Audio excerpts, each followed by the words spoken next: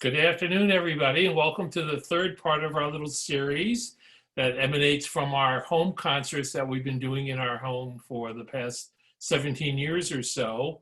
Some of you probably have never been to a home concert before, and so I'm taking 5 minutes or so before each of the sessions to give everybody a little background on how we got to where we are today. And I thought I would first this afternoon share with you how we felt about the series when we were started out, and what we thought we needed to achieve, and what the criteria ought to be for our establishing a series like this. So number one, of course, was that we wanted to be able to find a way to attract top talent so that we would enjoy classical music in the way we had become accustomed living here in the shadow of Tanglewood. And as I mentioned to you in these previous sessions, that sort of solved itself since we were tapping into the Tanglewood Music Center players and others of that caliber.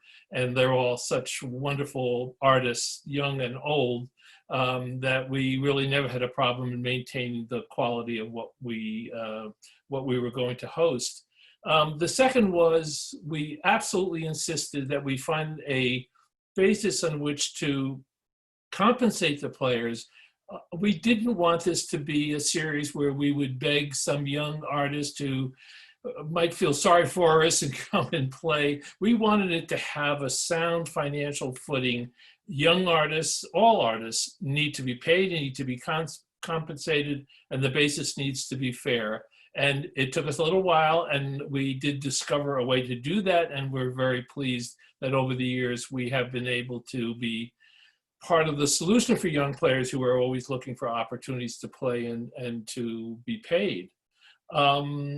Third, anybody who lives in the Berkshires knows how long the winters are, and when we moved here full-time, we were concerned, as so many folks are, what are we going to do during the winter months? We have Tanglewood, we have all these other wonderful things during the summer. What would we do during the summer months? And so the home concerts seemed to be a partial solution, and it turned out to be more than we ever could have expected in terms of the enjoyment that we got from doing them. And the last part is that it turned out to be a wonderful gift, not just to Claudia and me, but also to our friends. And so there's been a whole social gathering and organization around our concerts where folks get to know each other, and then they go out to dinner after the concerts together, all of which is wonderful, and all of which is part of the joy of hosting these concerts. The next question I would ask is, why did the performers enjoy doing home concerts? At first, I thought maybe they were going to agree to play because they'd feel sorry for us. It turns out that in many cases, and I've heard this many times from many other performers, they actually put home concerts and playing for an intimate group like that, number one in what they actually enjoy for themselves artistically. And so we backed into tapping a deep-seated root of love of musicianship on the part of the players themselves, which seems to be bottomless, and that has turned out to be just absolutely wonderful. We mostly do our concerts on Sundays, and one of the reasons is that's often an off day or a travel day for musicians, and that has worked out very well. It's a good, we're not interfering with the schedule of our folks who attend our concerts, and we're often able to catch players between Boston and New York who can in a couple of hours be here. So that also worked out very well. Most important, I think, again, is the intimacy of home concerts and how that appeals to the players and to all of us who attend the concerts. So that's been the thread that's run through the entire 17 years. How up close and personal is the experience of hearing music so close and personal. What most of the folks who attend know that we seat about 40 people. We used to chase down people in the supermarket to see if we could get them to come. Now we have a wait list for almost every concert that we do. The demand is very high, and the the pleasure that it gives people is such that we no longer have any trouble filling seats. We have trouble dealing with having to turn people away sometimes, which is the least fun of what we do. Also, we love to encourage the players to try out new repertoire, that they should feel that they can be as adventuresome in their programming here as anywhere.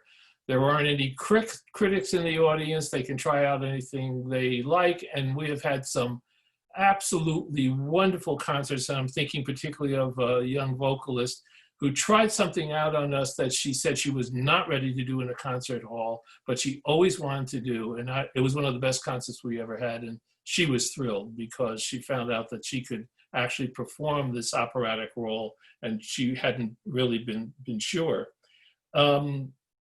So how do we stage the concerts? Well, everything is by email. So we invite everybody by email, usually 6 weeks before the concert is to be staged. And then it's on a first come, first term basis. So everybody has learned to jump right in within a couple of hours and sign up so that they can attend. So we also have a meet the artist reception afterwards, which is another way to make the experience a very intimate and personal one, to get to know the players.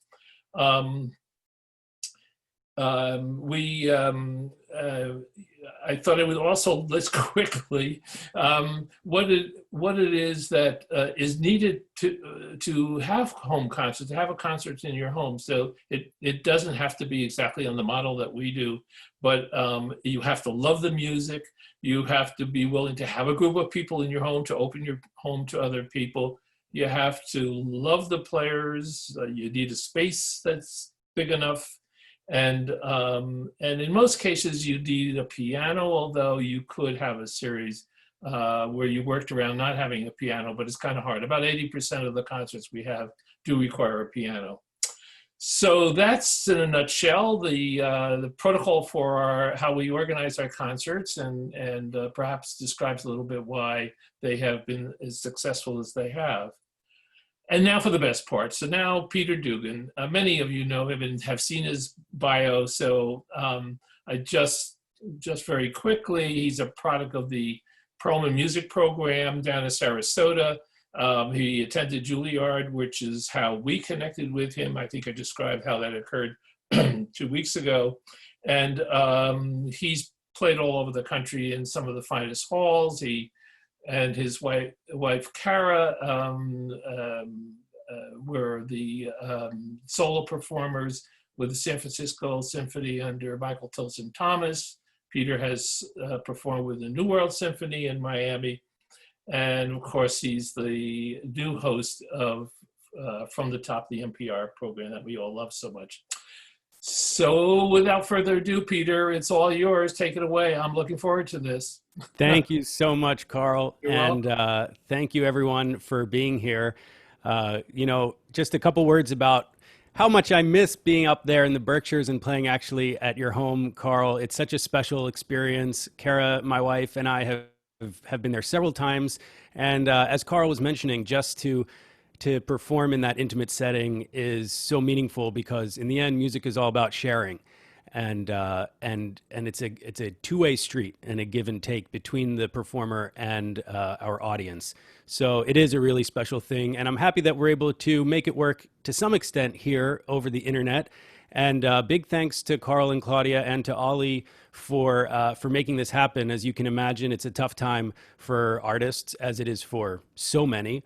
But so to have a concert opportunity in the midst of all this is really, really nice and much appreciated. So thank you. This afternoon, it's still afternoon. This afternoon, I'm going to be performing for you a number of pieces that really range in terms of genre.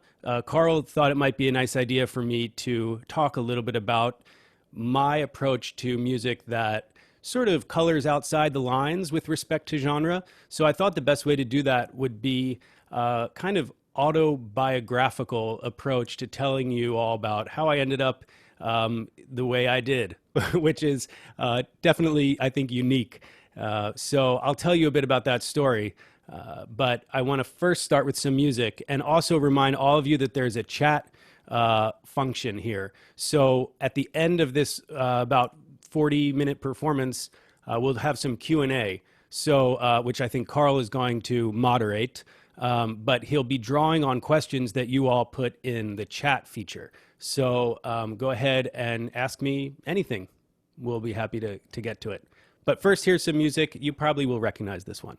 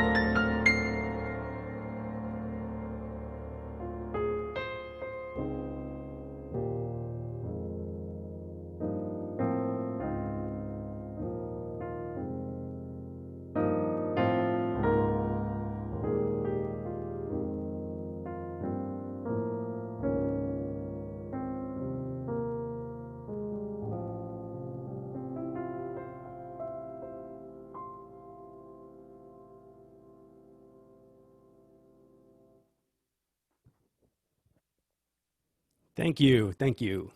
I don't know why I say it feels right to say thank you, even though I can't hear any applause. But we've all gotten used to not hearing applause in these strange times. So that was Yesterday, of course, by the Beatles.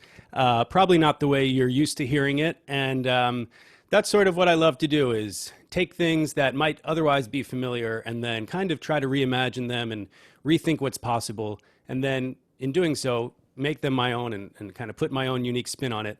And that's true whether it's a classical piece or a Beatles song. So I hope you enjoyed that. It feels appropriate somehow to be playing Yesterday, this sort of bittersweet, melancholy piece during these times. And I think, if anything, those harmonies probably bring out that kind of sadness that's in the song. If any of you are particularly, consider yourself a music nerd, as I consider myself, you may have noticed that there's just a single bass line the entire time. A 5-note whole tone scale. And that was sort of the challenge that I came up with for myself, is can I put this entire song over top of one bass line? And making it 5 notes was kind of fun because it's not as expected as 4 or 6 or 8 or some even number like that. Anyway, I don't know how interesting all that is. So let's get back to my story. As a kid, I was always around all kinds of music. My parents listened to everything. So, you know, pretty much you think of a style, it was on at some point or another in the house. I had older brothers who were musicians. My oldest brother, Leo, I'll be talking about him quite a bit today because he was a huge influence on me musically and still is. And my parents both play. Neither is a professional musician, but they're both really dedicated amateur musicians. Especially my dad is a mandolinist and plays in a mandolin orchestra with mandolins, mandolas, and mandocellos, which do exist. And so we would have like the Dugan family band on St. Patrick's Day when we would all get together and play Irish folk music. We also, my brothers and I, would put together like funk bands for family parties and play funk music. So, you know, that's the kind of environment that I grew up in. So I was just a musical omnivore from the start. I think it all started when my brother Leo, who is a jazz sax player, taught me the blues scale when I was probably 7 or 8 years old. And so the blues was my my entryway into all things non-classical. So I thought for the next piece here, I'd play for you a blues. This is Bag's Groove.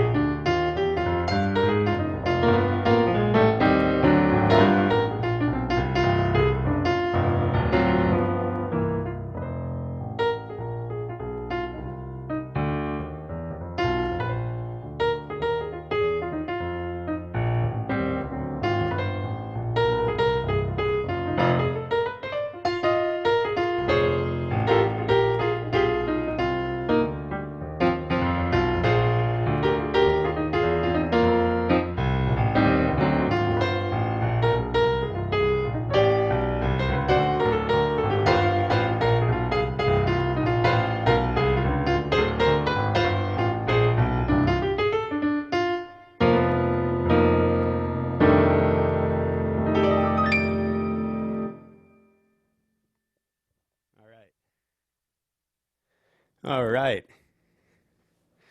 Whew.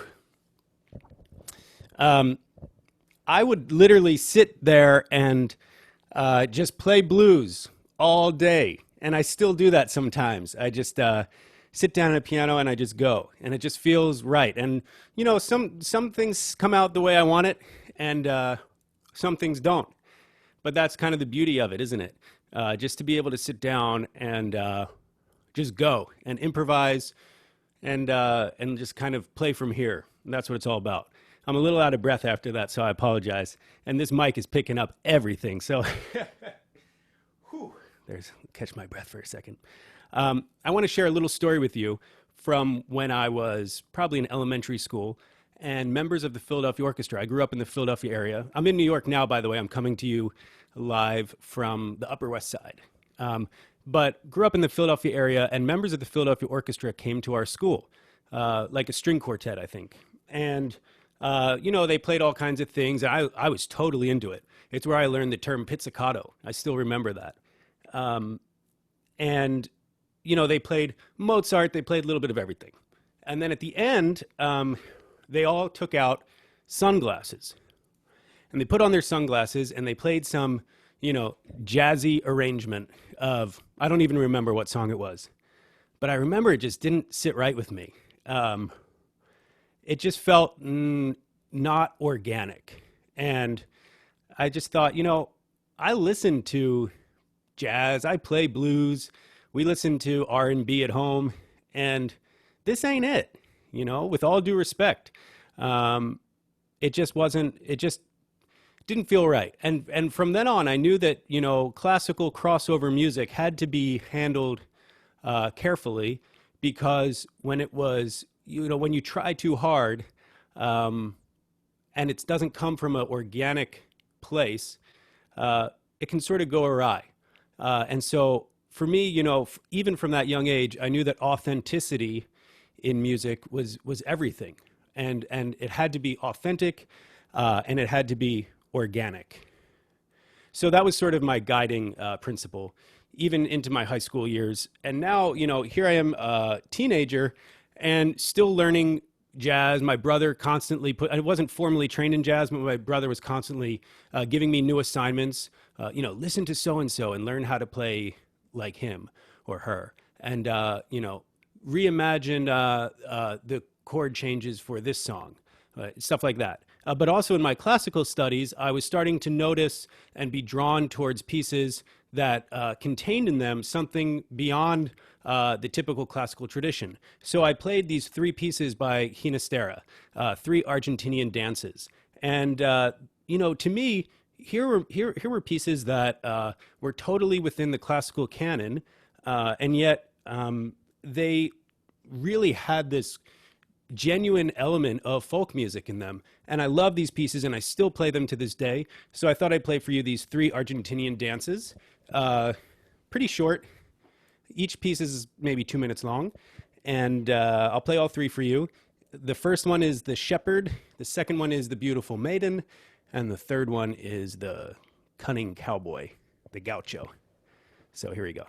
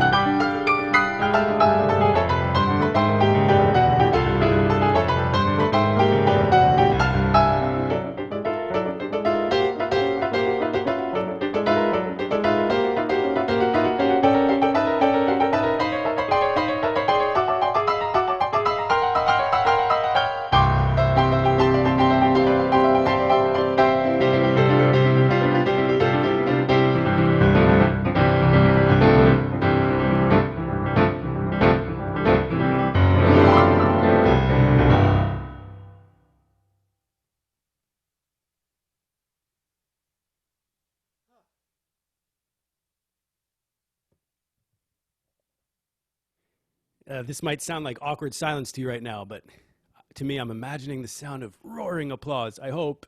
But it's a fun piece. All of them are great, great pieces. So again, those were the Argentinian dances by Ginastera. He wrote them when he was like 18 years old.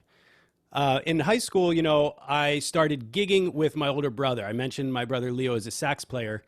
He was 10 years older than me. So he and his friends, you know, were all in graduate school, and they were getting gigs playing cocktail hours or restaurant gigs or corporate gigs.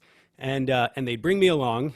And that was sort of how I learned to play jazz, just on the fly, being thrown in over my head.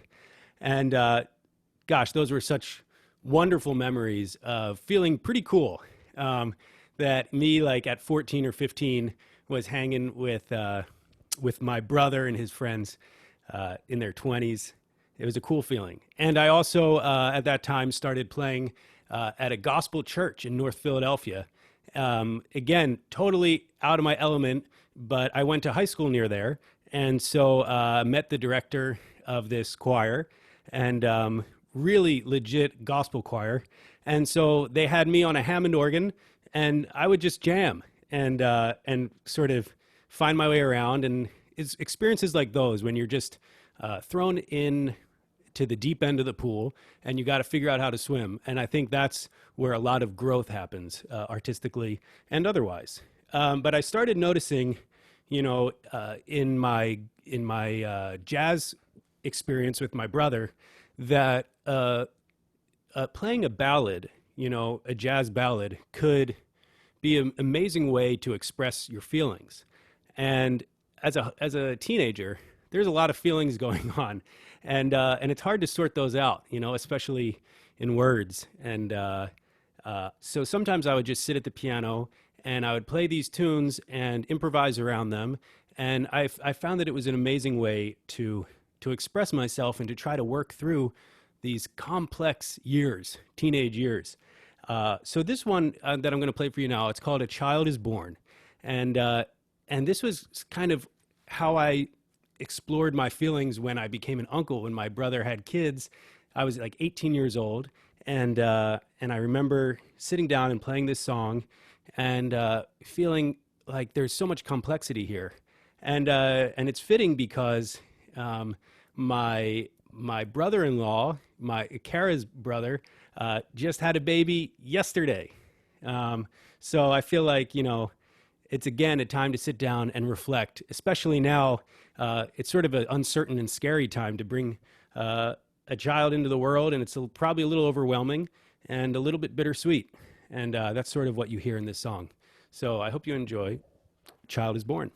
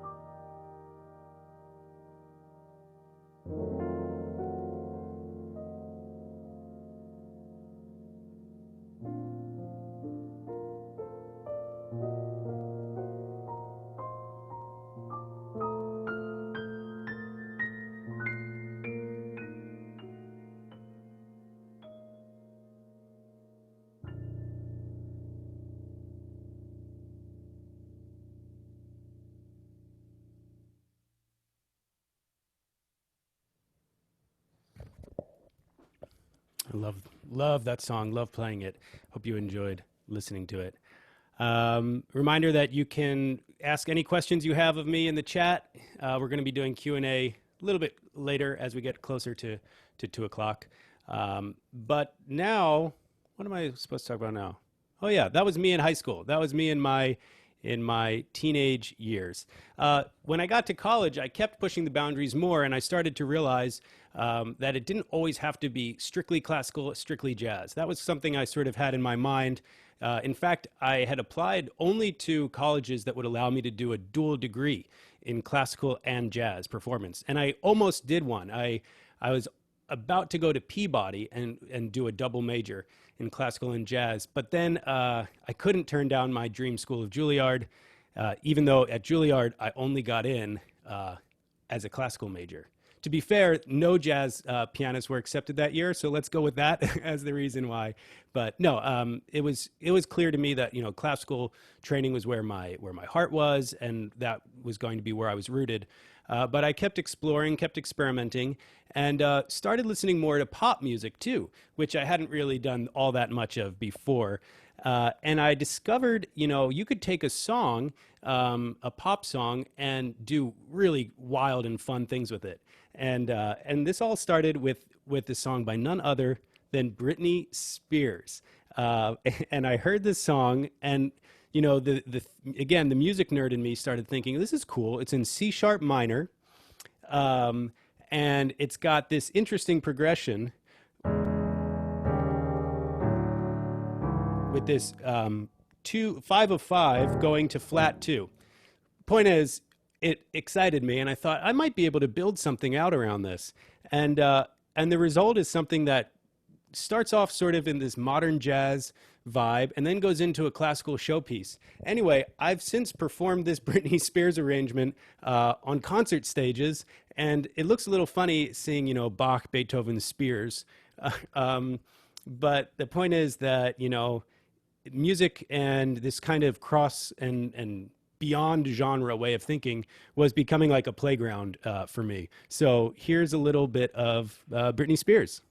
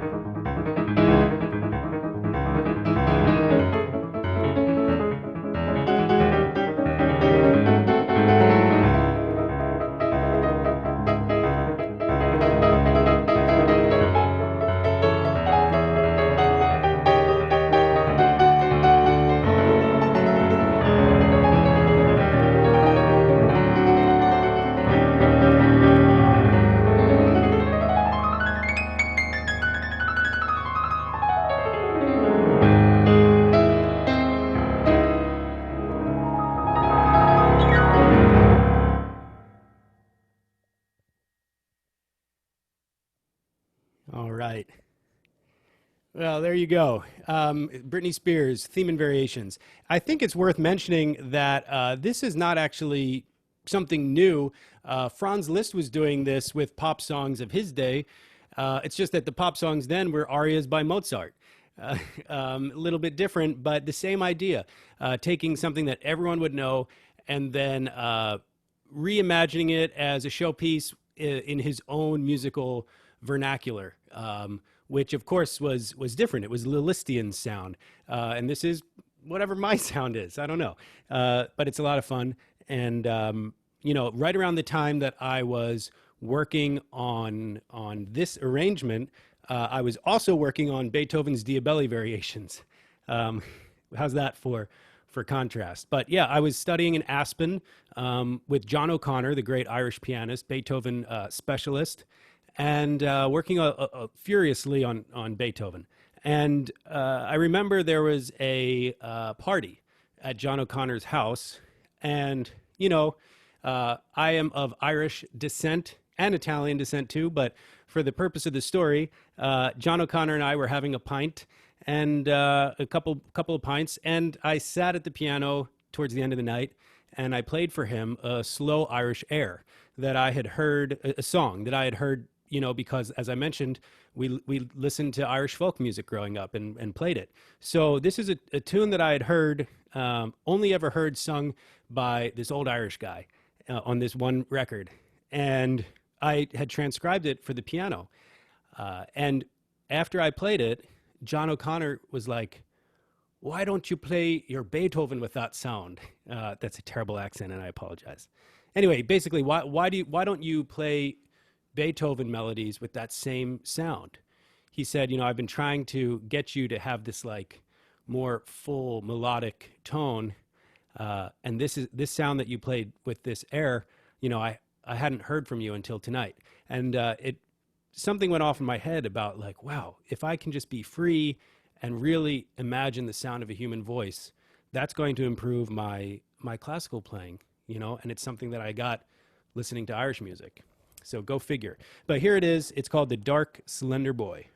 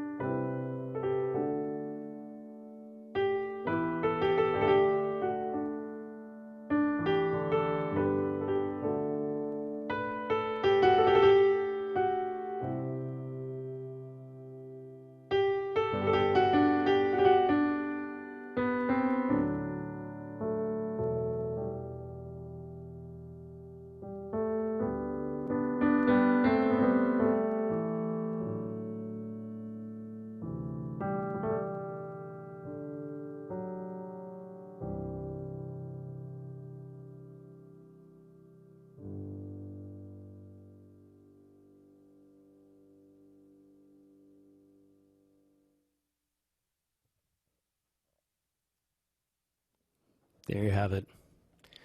Beautiful, beautiful piece. So, um, you know, the experimentation never stopped.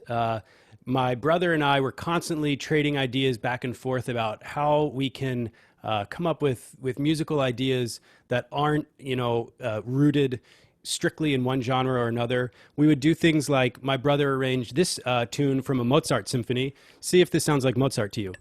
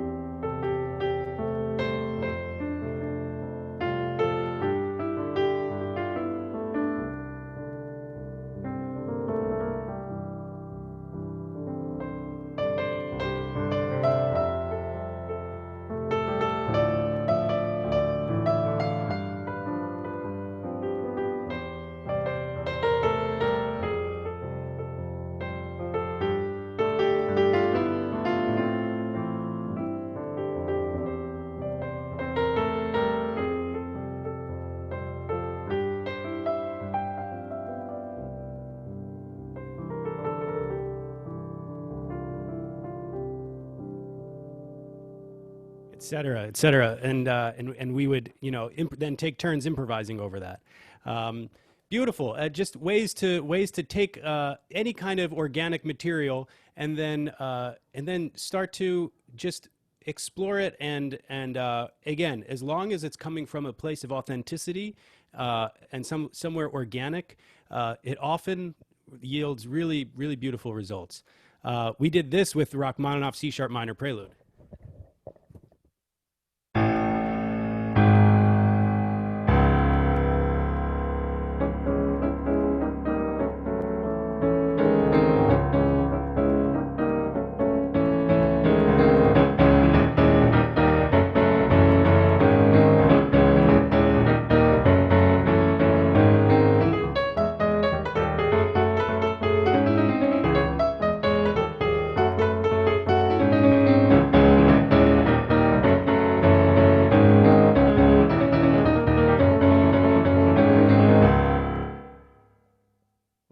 Or something like that.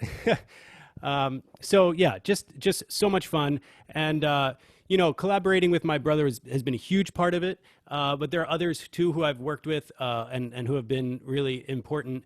And I'll just mention Charles Yang, the violinist who I work with a lot. He was in a way the one who encouraged me and kind of helped give me the confidence to understand that you could take these kinds of musical, like I called it my playground, but I could take something like the Britney Spears arrangement or the Irish tune and actually put it on stage on a program alongside of Beethoven, and that to give me kind of the courage to do that and to put it in front of an audience and not just have it be something I do for fun. Because Charles, he grew up in Texas playing blues and is a great singer as well, a pop singer. So he had already been doing this, and so then when we got together and started coming up with arrangements together, the result was something that sounded like this.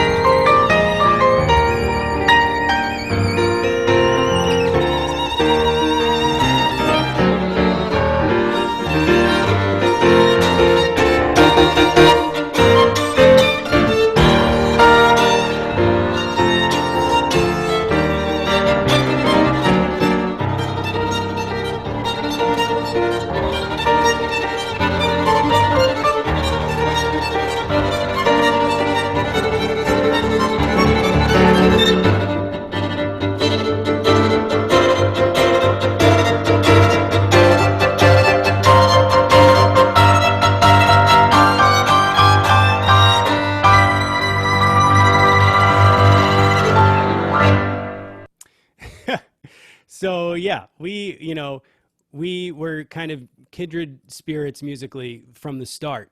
And that was actually a song by Ariana Grande that my brother, who I've mentioned, as I said, a number of times, my older brother Leo, he texted me one day. It was like, dude, have you heard this Ariana Grande song? It lends itself really well to like putting it into this sort of jazz uh, kind of fusion idiom. So I started messing around with it, and then I sent it to Charles, and I was like, "Hey, man, what do you think of this tune?" And then we got together, and within a day or two, we had put together this arrangement that has so many different elements of it. It has my musical voice in it, it has my brother's musical voice, and then as you heard at the end, it has Charles doing this like Texas fiddling stuff. Again, it all goes back to this idea of authentically coming from our own unique musical upbringings, and that's a beautiful thing, I think. So before we get into Q&A, I have one last piece for you. This one is actually written by my brother. I've certainly talked him up, so I want to play for you one of his compositions. It's from a set of pieces that he wrote based on a collection of writings by Borges. And this one, it's called The Book of Imaginary Beings. And this one is called The Squonk. And the reason why I chose this piece to end with is because it really brings together all these musical components. It has classical, style, sort of dense counterpoint. It has jazz harmonic language, but it's built around Appalachian folk tune. It's really like just an amalgamation of so many different styles, but I think it's a great example of how these things can come together organically and just sound natural. And I don't consider this to be crossover music. I consider this to be post-genre music. And so it's inspired by this little text that I'm going to read for you, and then I'll play you this song. The Squonk. Few people outside of Pennsylvania have ever heard of this quaint beast, which is said to be fairly common in the hemlock forests of that state. The squonk is of a very retiring disposition, generally traveling about at twilight and dusk. Because of its misfitting skin, which is covered with warts and moles, it is always unhappy. In fact, it is said by the people who are best able to judge to be the most morbid of beasts. Hunters who are good at tracking are able to follow a squonk by its tear-stained trail, for the animal weeps constantly. When cornered and escape seems impossible, or when surprised and frightened, it may even dissolve itself in tears.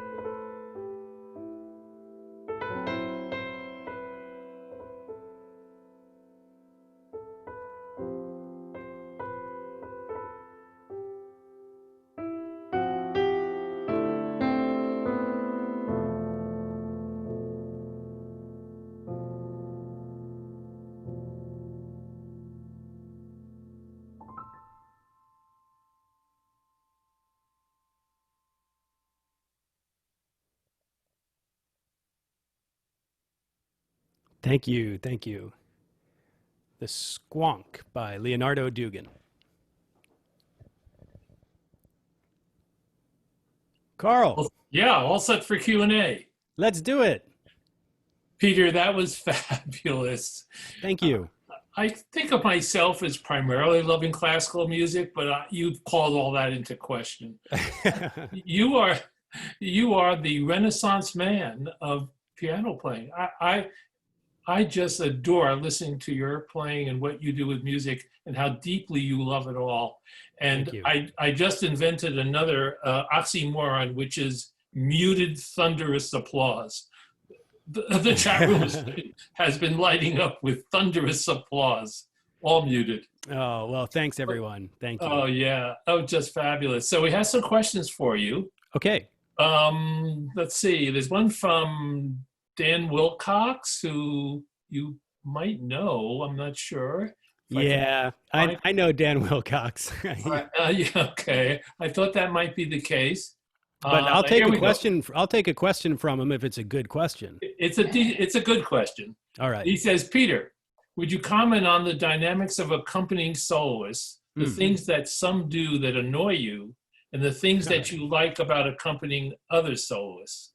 Ah, nice. Dan Wilcox is my uncle, and he's an avid listener of From the Top, and a great poet too. My answer to that is that every time you play, collaborate, we try to err on the side of talking about collaborating rather than accompanying, just because it has a bit more activity in the word. But yeah, every time I collaborate with someone, what I'm looking for the most is that sense of a two-way street. Someone whose ears are open, but who's also willing to lead as well. So, in my mind, an ideal collaboration is when both the person who I'm playing with and myself, when we're taking turns in terms of who's able to lead and who's able to follow. And it's this constant dance between the two. That's the great joy of duo playing. So anything that particularly annoys me, not really. Just if someone's not listening, if you get the sense that someone is stuck in their box and doesn't have their ears open, that can be a disappointment. But to be honest, that rarely happens. I'm very lucky that the people who I get to make music with are tremendous musicians. So for the most part, I just love working with others. So here's a question from Jesse Waldiger. Given your interest in post-genre music, was Juilliard the right school for you? Great question. Yeah. I think it really depends on the individual's experience. I was lucky that my teacher at Juilliard was totally supportive of me going outside of the norm, and I happened to be in a class of musicians where not everyone, but there was a good dozen or so of us who were all really into kind of pushing the boundaries. So I lucked out. I had people like Charles around me, another guy who was a French horn major who's now a major music producer, like making electronic dance music. We just had a really interesting year, and there was a lot of something in the water, and we all kind of fed off of one another. So it turned out to be a great environment for me, actually. But it required us to sort of close off all that competitive spirit, and that's kind of there at the school, and surround ourselves with the people who are like-minded in terms of being open-minded. And Kara would like to know, what strikes you about a song that makes you want to cover or reimagine it? Oh, that's my wife. It's a great question. What strikes me about a song? Sometimes you just hear one element, like in that Britney Spears song. I just heard two chords, and it drew me in. Sometimes it's from a jazz perspective. It's thinking about how can I improvise over top of this? Like, is there enough interest in the harmonic motion that my improvisation can have that variety to it? sometimes I look for a song that has, I mean, not to get too technical, but if you have a particular melody, you know, it might have a certain amount of harmonic ambiguity to it. For example, in Yesterday, the first two notes, right? The fact that you have the first chunk of that song with just two notes, it allows for so much possibility harmonically. So you know, there's a whole number of things that can draw me to it, but in the end, I have to love the song, but I also have to think that it's not perfect, because you don't want to touch something that's perfect.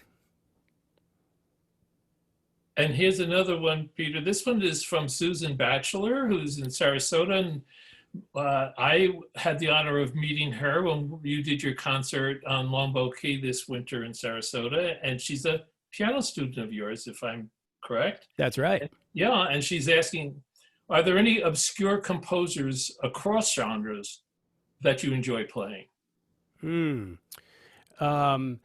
know, with composers, yeah, that's a good question. It gets tricky. Like there are some composers, like for example, someone like Kapustin, who's very well known for, well, not very well known on a large scale, but he's fairly well known within the piano scene because he's written a number of showy pieces that essentially sound like jazz, but they're totally through composed. So purely classical pianists can play them.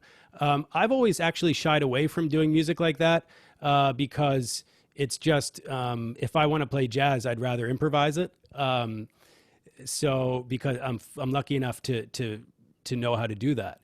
But you know, his stuff is really exciting, and it's written in such a way that someone with no jazz training at all can pick it up and play it and make it, you know, sound like jazz. It's just personally not for me to play, but it's good stuff. And you know, I think the most exciting stuff, like look at Charles Ives, right? Like there's someone who is what was did his music fit into a genre? Not really. And it was totally just him, just his unique voice. You know what I mean? That's the kind of cross genre thing that sort of excites me. Someone who is not actually trying, like, oh, let me take a jazz idiom and put it on a silver platter and hand it to a classical player, but rather something that's just like totally original. And of course there are a lot of people out there who are doing that.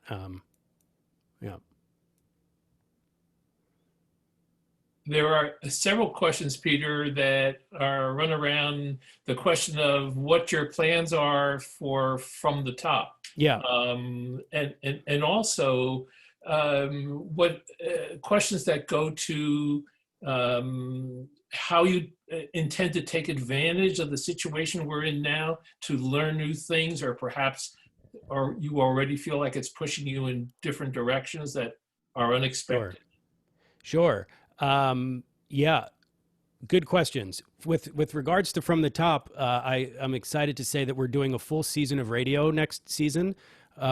We are going to be recording primarily in studios and respecting, you know, social distancing and being as safe as we possibly can throughout the process. We're also prepared for the possibility to have to do more completely remote shows if we have another peak in cases. So for those of you who follow the show, you know that we already did 2 shows that were produced completely remotely, which included actually me accompanying our young musicians by the exchange of recordings. So they would send me a recording of themselves. I would play along and send them mine. They'd send me theirs back, and we go back and forth. So, you know, we have the capability of recording shows that way, but we're hoping to do them in studios. And you know, the team at From the Top is really, really creative. They're incredible. And together we're all just trying to think about, you know, first and foremost, how can we make sure that we're continuing to amplify the voices of this next generation of young musicians. And we've been really impressed by how well they've been doing. In terms of what I've been doing myself with during quarantine. Yes, I've been definitely having to push outside my comfort zone. I was telling Carl before we started, I didn't even have a computer on March 14th when I got back to New York from the road and went into quarantine. I everything has been new to me, and I've learned a ton of new skills, which has been really exciting. And new programs, recording skills, all kinds of stuff that I've had to learn again by being thrown into the deep end and having to just figure out how to swim. So it's been really rewarding, and I'm very grateful for that side of things. Well, Peter, would be remiss if I didn't say that anybody who wants to continue to listen to you on From the Top, the local station is WMHT out of Troy, New York, or Albany. And I think you're on Saturday at 5 o'clock here. And I would assume that most people listening in right now know that, but you never know.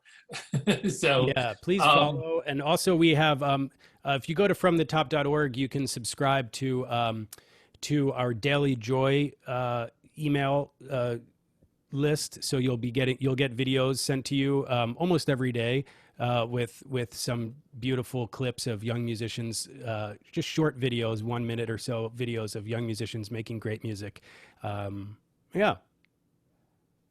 Peter, how do we thank you again? This is the fifth gig, and I am still slack-jawed over your playing and how much you bring to the music and how much you invest yourself in what you're doing. We are so grateful to you, and I don't know how to thank you. It's wonderful every time.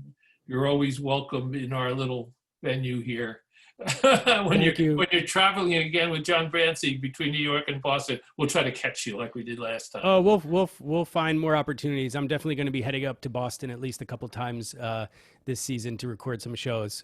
So we'll connect. I miss the Berkshires so much. I can't wait to do some leaf peeping when the season rolls around. Get some of those cider donuts. That's my favorite. Bartlett Orchards. That's the one. It's the best I've ever had. Yeah. Peter, thank you. I want to let you go in time to do something else, something with the remaining part of your afternoon. Give our best to Kara. Thank you again. It's just extraordinary. And those of us in the Berkshires who are living here because of tango and because of the music really appreciate what you bring to everything you do and what you put it into every piece that you play. So thank you. Thank you so much, Carl. And thank you, everyone, for tuning in. It was a pleasure to be able to perform for all of you. Thanks very much. All right. Take care. Thunderous applause. Take care, Peter. Bye-bye. Thank you so much.